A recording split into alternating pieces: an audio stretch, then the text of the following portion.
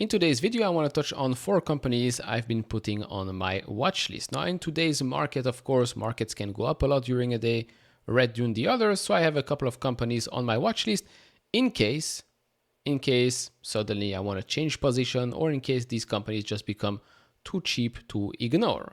As always, not here to waste your time. So here are the companies we're going to touch on in this video. I do hope you keep watching, and if not, leave a like and a comment.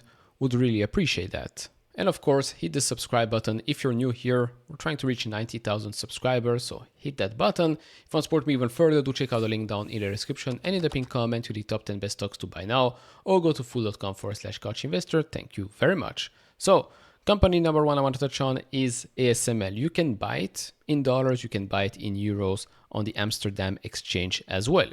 Right now, it has a market cap of $286.8 billion. And as you can see, over the last 3 years, this stock has done close to nothing. It's up 1.5% in the last 3 years. In the last 5 years, it's up 155%.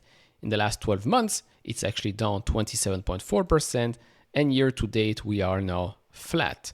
Looking at PE, trailing 12 months, 35.1 times. Next 12 months, 28.2 times. It currently has a free cash flow margin of 32.2 times. And if we look at the expected growth rate for revenue for the next 2 years, that's at 13.6%, and EPS much faster than that at 22.7%. Currently, the average analyst price target sits 30% higher than the price we're at today.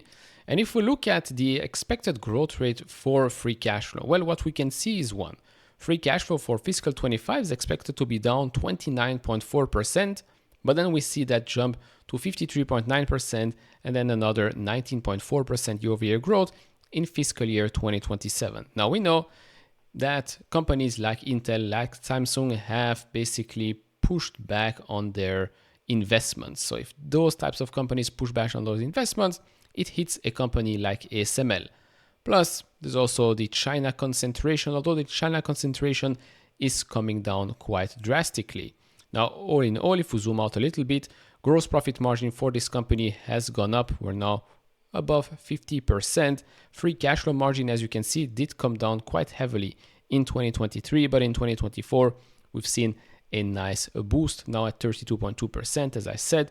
Previously in 2022, that was at 34%, and they had an amazing year in 2021 that was at 53.4%. Now, looking at how they generate revenue, well, you have DUVs, EUV are those huge machines that you probably have seen at Intel, at TSMC, at Samsung as well, costing hundreds of millions of dollars. And actually the next generation one is going to cost even more than that. So that's this number right here. As you can see in 2024, that is actually down year on year.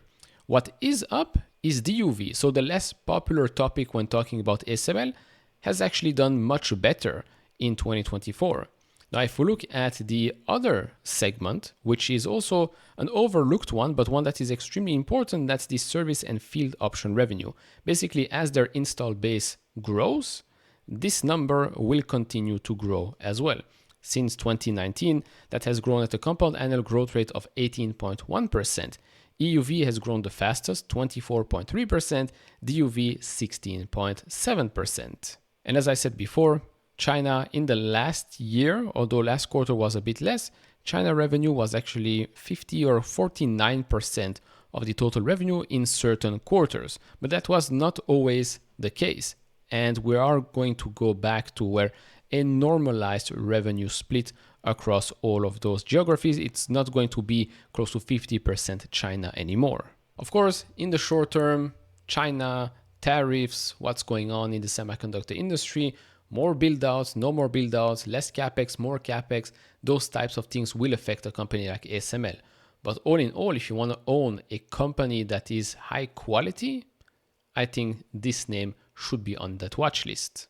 Talking about a company that might affect a stock like ASML is Microsoft. Whenever we are hearing or seeing those reports of, less capex, pulling back some leases, etc., that can affect semiconductor stocks, and that company here is Microsoft. Now, Microsoft has a market cap of just under $3 trillion. As you can see, in the last 3 years, this stock is up 25.3%. In the last 12 months, it's actually down 7.7%, and year to date it's down 7%.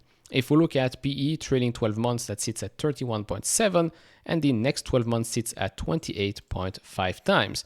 Looking at revenue, forward growth here, 2 years, 13.5%, EPS, same time period, 12.8%.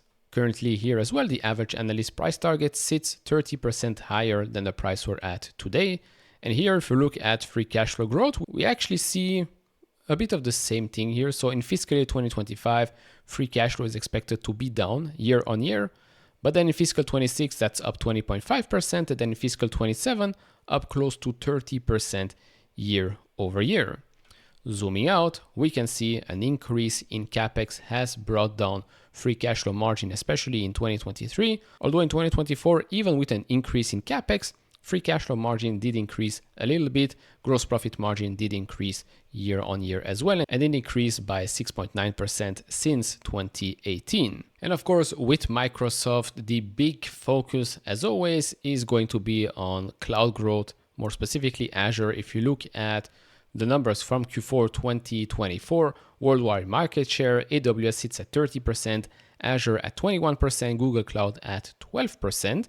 If you look here at cloud infrastructure service revenue in Q4 2024 alone, that's set at $91 billion, and that was up 22% year over year. Now, as we've seen last quarter, it didn't grow as fast as the market was expecting. It grew slower year over year than the previous quarter. But then again, the dollar amount got bigger and bigger, and also the year-over-year comparisons a quarter before that were a bit easier than the last quarter. So the market, in my opinion here as well, is overreacting. But then you have to think about, okay, are these types of companies maybe overspending on build-outs? Where is the demand? Those are the questions that Wall Street is asking, and not just Wall Street. We've had comments from Alibaba's chairman as well. I did a video about that. That will be in the top right corner. So that's a bit of the focus on Microsoft, and probably why, the stock has not done much in the last 12 months. Good business, maybe valuation-wise it got stretched. And now the focus is on, can you monetize? Can you monetize AI? Can you monetize your co-pilot, your partnership or investment in OpenAI and all of that? To be seen. Moving on to company number 3, and it's been a very, very long time since I've talked about that company, but since the stock got hit quite heavily more recently, I thought, let's put it on the watch list. So Lockheed Martin, ticker symbol LMT, has a market cap just over $104 billion. As you can see, in the last 5 years, it's only up 26%. In the last 3 years, it's basically flat. And in the last 12 months, it's flat as well. But year to date, as you can see, the stock is down 8.4%, but in the last 6 months, this stock is now down 24%. Looking at PE trading 12 months, 19.5 times. Next 12 months, sits at 16 times. If you look at revenue growth for the next 2 years, 4.3% compound annual growth rate. That is EPS growing even slower than that, 3.1%. Free cash flow margin sits at 7.4% at the moment. You might say, okay, why is it on your watch list? Well, because I still feel that it is a very important name and a quality name as well for long-term investors. That's why it's on the watch list. Now, currently, the average analyst price target sits 18% higher than the price we're at today. And here, right now, as you can see, for fiscal year 2025, free cash flow is expected to grow 24.2% year over year. So you might say, okay, that's quite crazy. Yes, but in fiscal 24, that did decrease 15%. So that's why it's a bit easier to grow that fast, because afterwards, fiscal 26, it's basically flat. And then in fiscal 27, it's growing 6.1%. Now, what happened in 2024? Basically wrote it here. They did a pension contribution of $990 million. So it's basically the difference between being closer to the 2023 numbers to, the drop of 15% that you're seeing right here. Lockheed generates revenue through various segments: aeronautics revenue, missiles and fire control, rotary and mission systems, and space revenue. The fastest growing segment is missile and fire control revenue, that has grown at a compound annual growth rate of 4.6% since 2019. Then you've got aeronautics revenue, space revenue, rotary and mission systems revenue. Now, looking at the split between US government and international, it's quite big. right? It's quite big. $70.5 billion in revenue, and 52 of those comes from the US government. Now, why am I talking about this? Well, first up, the backlog. The backlog keeps on increasing. Last year, it increased 9.6% year over year to $176 billion.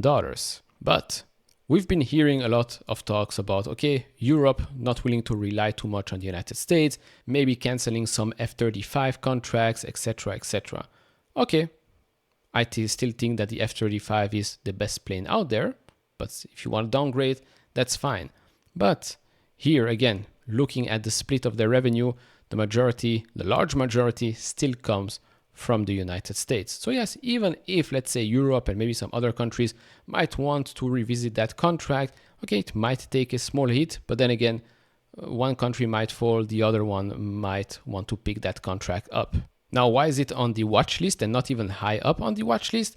Well, we have seen here gross profit margin decreasing. We've also seen free cash flow margin decreasing quite rapidly. Well, rapidly. Yeah, I would say rapidly in the last couple of years here. So increase in CapEx, small increases in CapEx, lots of increases in expenses, but then again, those are expenses. Plus you had that pension contribution that took a big hit right here.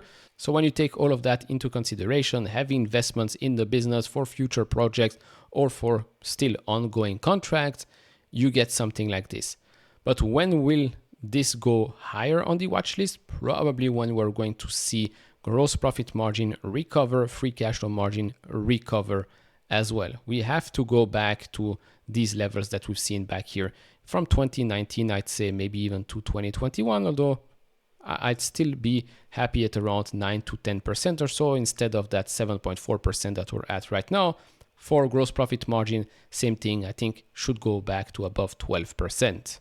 Moving on to the last company, and that's one I did a specific video about, I think a week or so ago, and that's the Trade Desk. The Trade Desk is now at $58.8, has a market cap of $30.7 billion. Now, the Trade Desk in the last 5 years has done fine. Was up 181%. In the last 3 years, it's down 14.7%. In the trailing 12 months, it's down 32.5%. And of course, the big hit came after the recent earnings report. Year to date, it's basically down 50%. So trailing 12 months revenue, 76.1 times, but next 12 months, it's at 33 times. I know some people will say, oh, that's already too expensive. Way too expensive. Okay, fine.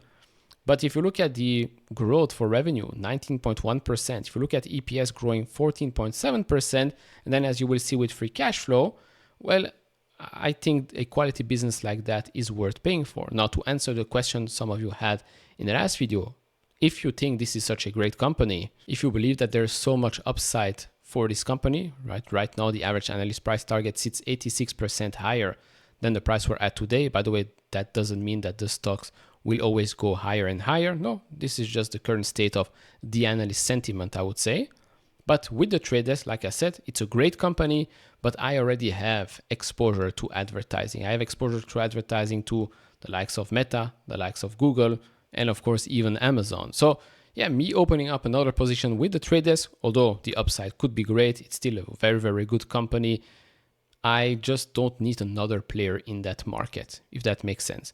Anyways, looking at free cash flow growth, as you can see in the next coming fiscal years, free cash flow is expected to grow above 20% in each of those fiscal years. If you want to see what was the previous average for PE in the last 5 years, well, that was closer to 75. We're now much lower. Now, what has happened here? Well, what has happened is that in the last 2-3 years or so, free cash flow margin did come down a little bit. Same with gross profit margin. They do expect that to recover in fiscal year 2025, but if we look at the last couple of quarters, we can already see that free cash flow has been recovering. And that was also basically one of the issues this quarter, delayed launch of a product that they invested quite a lot in. They delayed that launch, so revenue was a miss from their own guidance, but that's the first miss in 8 years. They could have released that product on time, collected that necessary revenue to beat or meet the guidance, but they rather stay the course and say, look, we're only going to release that product if we feel that product meets our expectations and the standards that we're setting as a company. And I think in my opinion, that's a good move. Of course, would be great if there weren't any delays, but it is what it is.